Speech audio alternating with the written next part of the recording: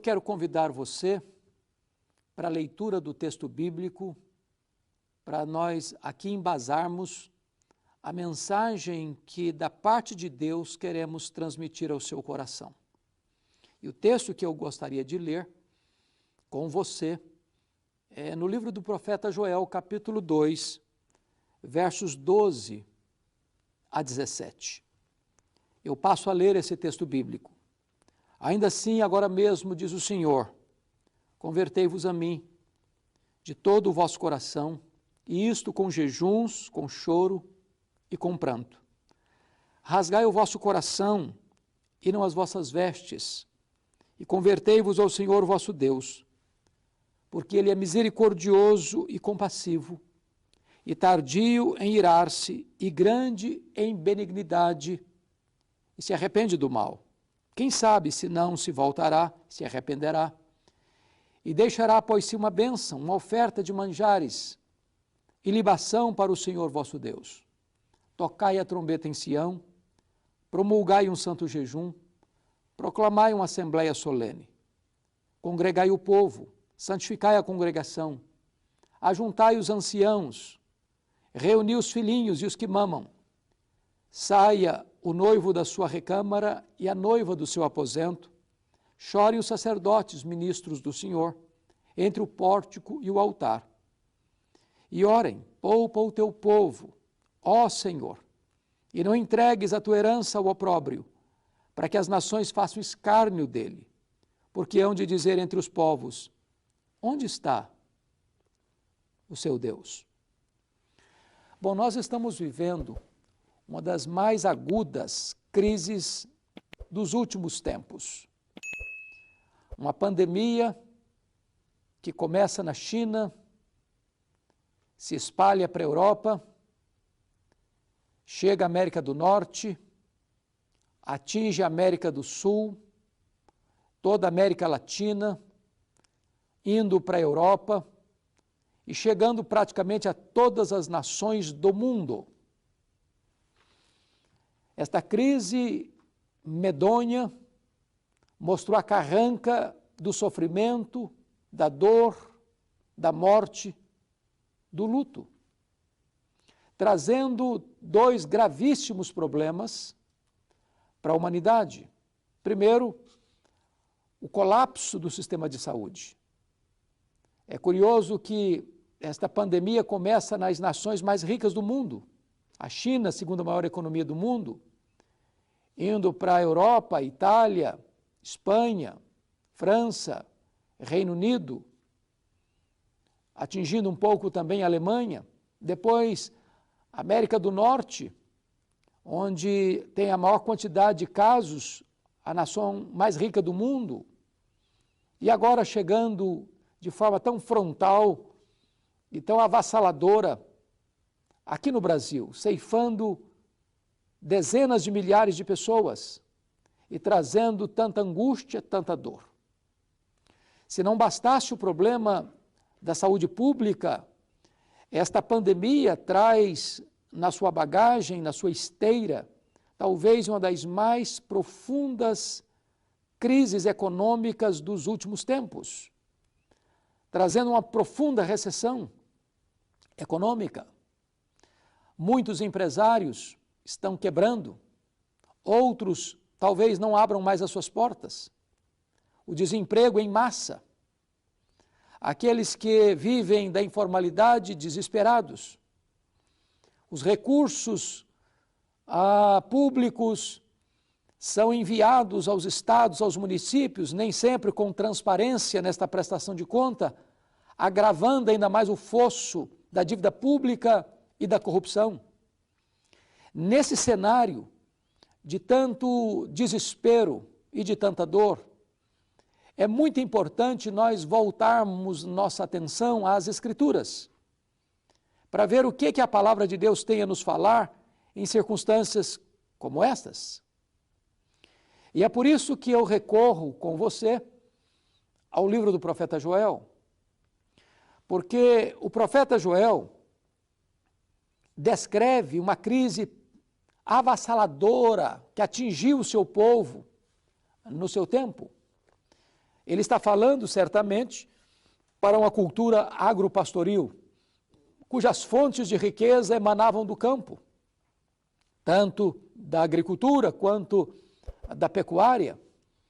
E a crise chegou de forma tal que ele vai descrever para nós uma série de etapas desta crise que colocou a nação de cócoras e trouxe amargas perdas para aquele povo já sofrido. Se não, vejamos. Em primeiro lugar, ele descreve no capítulo 1, e de forma muito gráfica no versículo 4, uma invasão de bandos diferentes de gafanhotos que entraram para dizimar a plantação, para assolar os campos, para destruir a vegetação, para deixar a terra nua. Você sabe que quando um bando de gafanhotos entra numa lavoura, ele deixa um rastro de destruição. Os gafanhotos comem e defecam ao mesmo tempo. Eles enfrentam pela frente um jardim grinaldado ou um pomar frutuoso e deixam para trás um cenário cinzento de destruição e de ruína, pois aquela nação estava tomada por bandos de gafanhotos, que ele define o gafanhoto cortador, o migrador, o gafanhoto devorador, e o gafanhoto devorador e ainda o gafanhoto destruidor. Então, essa é a primeira cena de crise. Se isso não bastasse, ele retrata, note comigo, o capítulo 1, versículo 10, o campo está assolado e a terra de luto, porque o cereal está destruído, a vide se secou e as olivas se murcharam. Então, isso significa que o país não tem renda, que as fontes de riquezas secaram, que a palavra de Deus retrata que, com isso, foi cortada da casa de Deus as provisões para as festas, para as cerimônias, para os rituais, para o sustento dos sacerdotes. Mas, em terceiro lugar, veja capítulo 1, versículo 12, a vide se secou, a figueira se murchou, a romeira também, e a palmeira e a macieira, todas as árvores do campo se secaram e já não há alegria entre os filhos dos homens. Talvez pudéssemos dizer aqui que não só não tem riqueza, como não tem trabalho, como não tem salário, como não tem provisão. É uma nação rendida a uma crise econômica sem precedentes. E ele avança no seu relato para dizer no versículo 17 o seguinte: a semente mirrou debaixo dos seus torrões, os celeiros foram assolados e os armazéns derribados, porque se perdeu o cereal. Mesmo nesse cenário, as pessoas apostaram na possibilidade de plantar e colher. E a pouca semente que tinha, ao plantarem, esta semente morreu mirrada no ventre da terra. Os armazéns estão desprovidos. Diríamos hoje que o abastecimento é deficitário, que você não encontra comida nos supermercados, que aquilo que ainda tinha de reserva já não tem mais. Então chegou não só a pobreza, o desemprego, a falta de renda, mas chegou também a fome. Mas ainda mais, nós estamos falando até agora num cenário de agricultura. Como é que ficou a pecuária?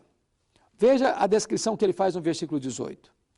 Como geme o gado, as manadas de bois estão sobremodo inquietas, porque não tem pasto. Também os rebanhos de ovelhas estão perecendo. Sejam os bovinos ou os ovinos, ou os rebanhos de bois e de ovelhas, todos estão completamente comprometidos, porque não tem mais pasto, porque não tem mais alimento. E ele chega a dizer no verso 19, algo interessante: também todos os animais do campo bramam suspirantes por ti, porque os rios secaram e o fogo devorou os pastos do deserto. Então note você, vem um bando de gafanhotos, vem a seca, vem o fogo, vem completamente a destruição da lavoura e da pecuária.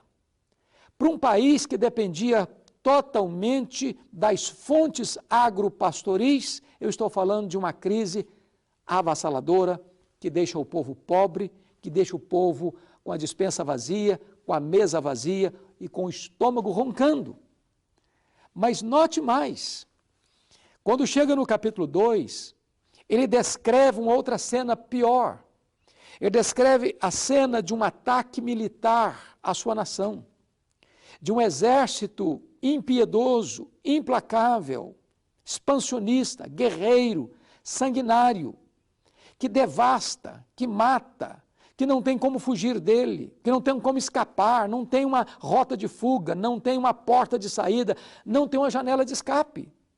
Este é o cenário que Joel descreve da sua nação.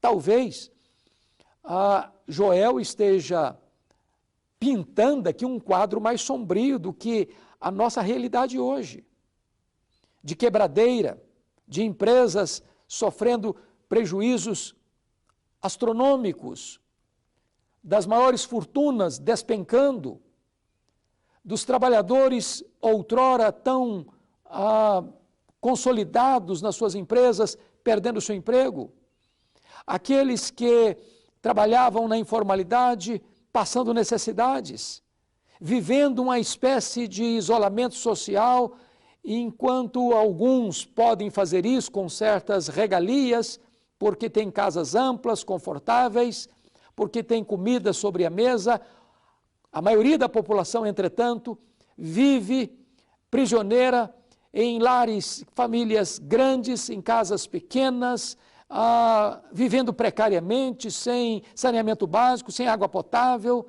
sem dinheiro na conta, sem condições de ter alimento na despensa, passando as maiores agruras. A grande pergunta é, o que fazer numa crise desta? Como se portar diante de uma situação como esta? E aí o profeta Joel vai demonstrar que estas crises tinham também características espirituais, que isso tinha a ver com a maneira pecaminosa de rebeldia, de desobediência, de apostasia daquele povo em ter virado as costas para Deus. E agora todos esses juízos divinos, num alerta para o povo, estava trazendo uma mensagem urgente para o povo voltar-se para ele. Qual é a solução? Qual é a saída? Qual é a resposta? Pois bem, a resposta começa aqui no capítulo 2, versículo 12, o texto que nós lemos com você. Então, está escrito assim, ainda assim, agora mesmo, diz o Senhor, convertei-vos a mim de todo o vosso coração, e isso com jejuns, com choro e com pranto. Então, a proposta para a solução dessa crise, é buscar a Deus. Eu acho que você, como eu, percebemos que nessa pandemia, os 4 principais ídolos da sociedade contemporânea revelaram ter os pés de barro. Primeiro, o poder econômico. Segundo, o poder científico. Terceiro, o poder tecnológico. Quarto, o poder político. Todos esses pilares de confiança da sociedade humana entraram em colapso. O dinheiro não resolve, a ciência não resolve, a tecnologia não resolve. A canetada dos reis e presidentes e governadores e prefeitos não resolve. Então o homem é frágil, é vulnerável, ele não é autossuficiente, ele não tem a resposta para os grandes dramas da sociedade e nem para os grandes conflitos da alma humana. É por isso que nessa conjuntura o profeta Joel conclama o povo a se voltar para Deus. Agora a pergunta é como é que é essa volta? Primeiro, é uma volta pessoal. Está escrito no verso 12, convertei-vos a mim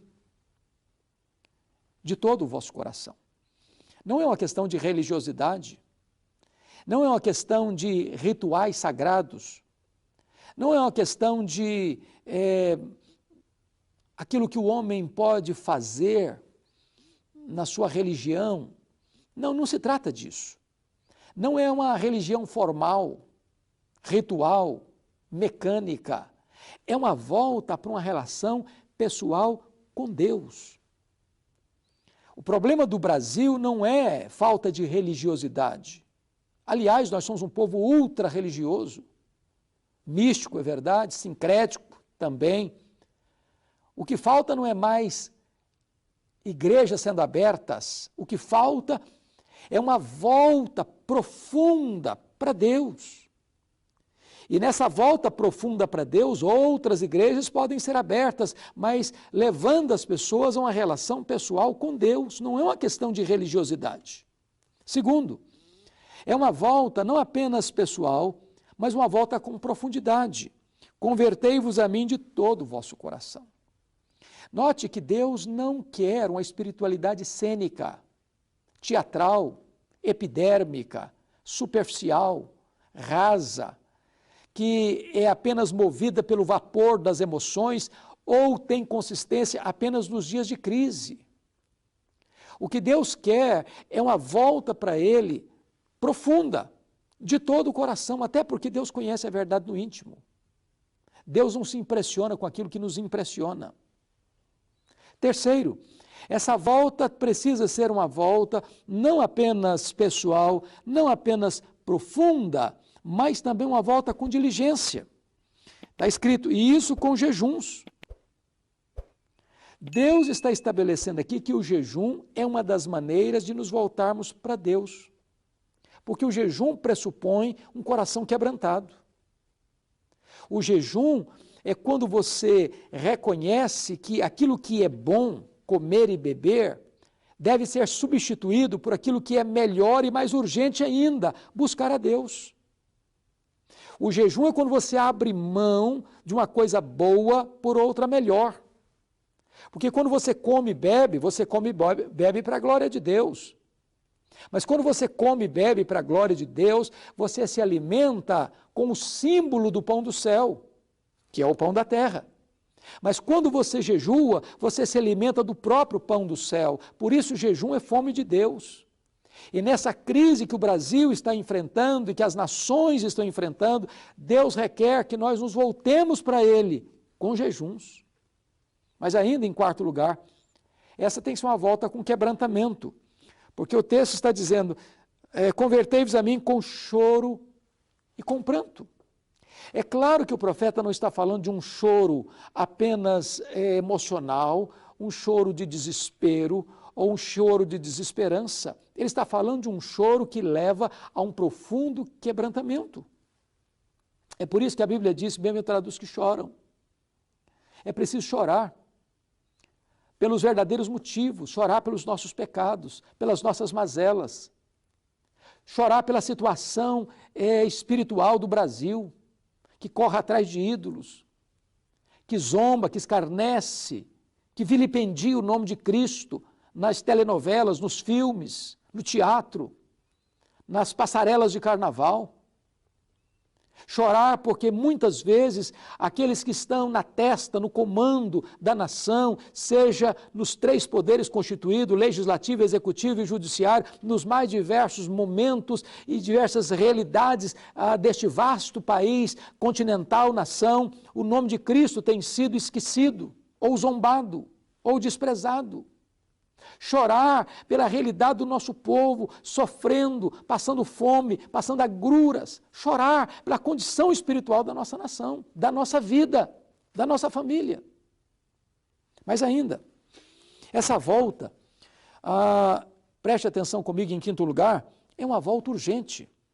Porque o texto começa assim, ainda assim agora mesmo. Ou seja, o juízo de Deus está chegando, o juízo de Deus está encurralando a nação, o juízo de Deus está trombeteando aos ouvidos da história e mostrando aos homens a urgente necessidade de se voltarem para Ele, e na iminência desse juízo de Deus, Deus está dizendo, ainda assim, na 1ª hora, ainda assim agora mesmo, convertei-vos a mim de todo o vosso coração. É urgente. Se nós taparmos os ouvidos da nossa alma à voz de Deus, o que nos resta é uma expectativa, uma horrível expectativa de juízo. Mas ainda, em sexto lugar, esta volta é uma volta com sinceridade. Porque está escrito no versículo 13, rasgai o vosso coração e não as vossas vestes. E convertei-vos ao Senhor, vosso Deus. Então note você que Deus espera de nós sinceridade. Deus espera de nós um coração íntegro. Porque Ele não vai se contentar, nem aceitar uma espiritualidade apenas teatral, apenas cênica. Não adianta as pessoas rasgarem as vestes. Isso era um hábito daquela época, daquela cultura. Mas Deus não se impressiona com vestes rasgadas, Ele quer corações rasgados. Ele quer uma espiritualidade honesta, íntegra, sincera, uma volta para Ele com toda a integridade do coração. Pois bem, depois que o profeta estabelece isso, agora ele vai mostrar então o que fazer no passo seguinte. Então ele diz no verso 15 assim, capítulo 2, verso 15 assim, tocai a trombeta em Sião, promulgai um santo jejum, proclamai uma assembléia solene. Note que ele está tocando a trombeta não para fora, mas para dentro dos muros. O juízo começa pela casa de Deus. É tão importante você entender isso. O juízo começa pela casa de Deus. Foi o que Deus disse lá para Salomão quando o templo de Jerusalém estava sendo consagrado. E Deus havia alertado lá na lei de Moisés, entre as bênçãos e as maldições, se o povo desobedecesse, se o povo transgredisse, se o povo virasse as costas para Deus, Deus enviaria a peste, Deus enviaria a seca, Deus enviaria as pragas, Deus enviaria as epidemias, Deus enviaria os inimigos. E o povo, então, diante desse cenário, Deus diz assim para Salomão, porém se o meu povo, que se chama pelo meu nome, se humilhar e orar e me buscar, se converter dos seus maus caminhos, então eu ouvirei dos céus, perdoarei os seus pecados e sararei a sua terra. É aqui, da mesma forma que Joel está conclamando a sua nação a congregar o povo, a santificar a congregação, a juntar os anciãos, a proclamar uma assembleia solene. Mas quem deve pertencer ou participar dessa assembleia solene? Primeiro, olha comigo, por gentileza, o que está escrito no versículo 16. Ajuntai os anciãos. A liderança precisa puxar essa fila. A liderança da igreja precisa dar o exemplo. A igreja é um retrato da sua liderança. A liderança não pode cobrar da igreja se esta igreja não leva Deus a sério, porque a liderança, via de regra, está olhando para os seus líderes e copiando o seu exemplo. É por isso que os anciãos precisam ser os primeiros desta fila para buscar a Deus. Depois está escrito que ninguém está dispensado. Até mesmo as crianças de colo, as crianças de peito, reunir os filhinhos, os que mamam. Ninguém está dispensado desta busca. Ela é tão urgente que mesmo o noivo e a noiva, no dia mais feliz da sua vida, devem sair da sua recâmara e do seu aposento para irem engrossar as fileiras daqueles que buscam a presença de Deus num tempo de calamidade, num tempo de pandemia, num tempo de crise nacional, é tempo de todos se reunirem para buscar a presença de Deus. Mas há uma palavra especial para os sacerdotes no versículo 17. Chorem os sacerdotes, ministros do Senhor, entre o pórtico e o altar, e orem, poupa o teu povo, ó Senhor, e não entregues a tua herança ao opróbrio, para que as nações façam escárnio dele, porque hão de dizer entre os povos, onde está o seu Deus? Nós, ministros do Evangelho, pastores, presbíteros, homens escolhidos e chamados e capacitados por Deus para cuidarem do rebanho, para apacentarem o rebanho de Deus, nós precisamos orar e chorar diante do Deus vivo, clamando a Ele para que poupe o seu povo. E o que você percebe é que a preocupação do profeta não é com a reputação do povo, é com a honra de Deus, é com a glória de Deus. A preocupação dele para que não faça o escárnio dele, porque hão de dizer entre os povos, onde está o seu Deus? Um povo de Deus fracassado, diminuído, em pecado, isso desonra o nome de Deus. Isso não traz glória ao nome de Deus. E nós precisamos buscar a Deus para que Ele restabeleça a nossa vida e a sua própria glória seja promovida. Diante deste apelo, vale a pena você perceber o resultado. Será que Deus responde a oração? Será que Deus atende um coração quebrantado? Será que Deus ouve os gemidos daquele que chora? Será que Deus atenta para aquele jejum de quebrantamento? A resposta está clara no capítulo 2, verso 18. Então o Senhor se mostrou zeloso da sua terra, compadeceu-se do seu povo. Preste atenção que Deus poupa a terra que estava sendo assolada pelos gafanhotos, pela seca, pelo fogo. Mas Deus poupa o povo que está sobre esta terra, que precisa dos frutos desta terra para se alimentar e sobreviver. E aí você começa a perceber que a primeira coisa que Deus dá é prosperidade. No versículo 19, eis que vos envio o cereal e o vinho e o óleo, e deles sereis fartos. E vos não entregarei mais ao opróbrio entre as nações. Então, se a terra estava assolada, Deus restabelece a terra, Deus restabelece a agricultura, Deus restabelece a pecuária, Deus restabelece a prosperidade, Deus restabelece as fontes de riqueza. Segundo, note comigo, segundo lugar, versículo 20, vem o livramento do exército invasor. Mas o exército que vem do norte, eu removerei para longe de vós, lançá-lo-ei em uma terra seca e deserta. Deus é o Deus que traz livramento político para o seu povo, jogando bem para longe os seus inimigos, seus adversários. Mas tem mais, terceiro lugar, versículo 23, se a terra estava seca por causa da estiagem, olha o que está escrito, versículo 23, alegrai-vos, pois, filhos de Sião, regozijai-vos no Senhor vosso Deus, porque Ele vos dará em justa medida a chuva, fará descer como outrora a chuva temporã e a chuva serôde.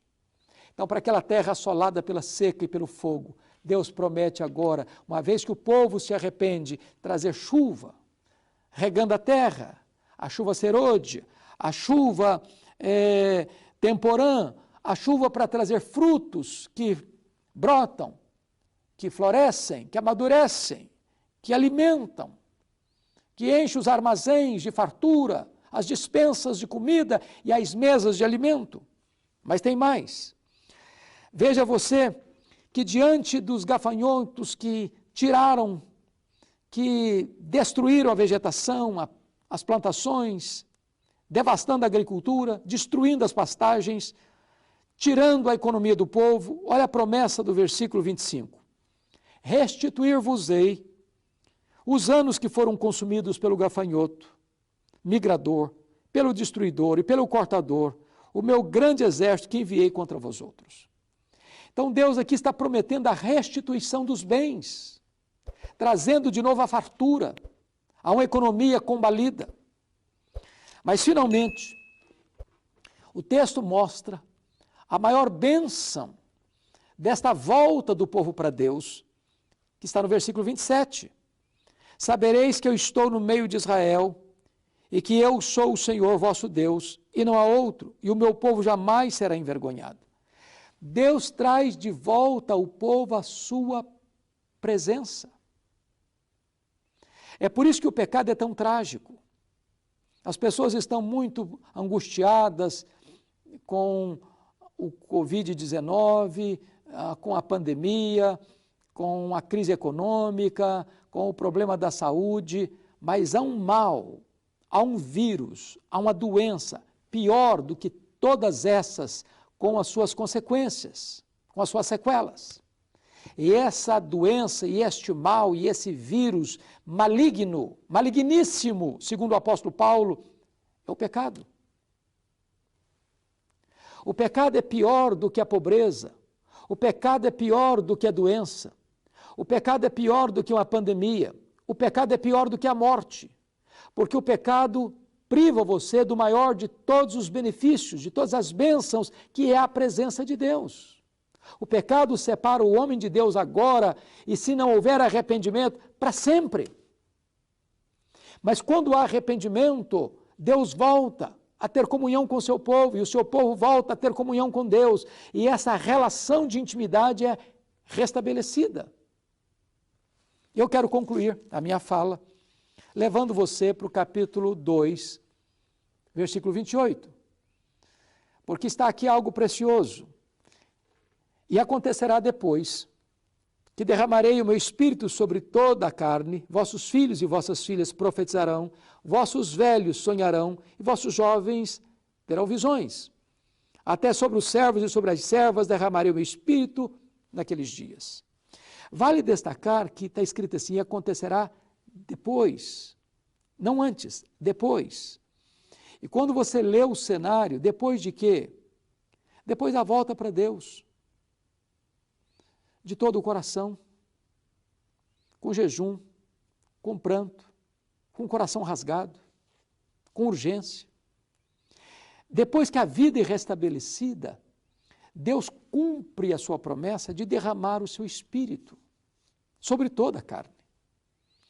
E esta profecia de Joel vai se cumprir histórica e literalmente, nesta parte que lemos, no dia de Pentecostes. Vocês se lembram que quando o Senhor Jesus Cristo foi assunto aos céus, ele, antes de subir, disse para os seus discípulos, permanecei na cidade, até que do alto sejais revestidos de poder.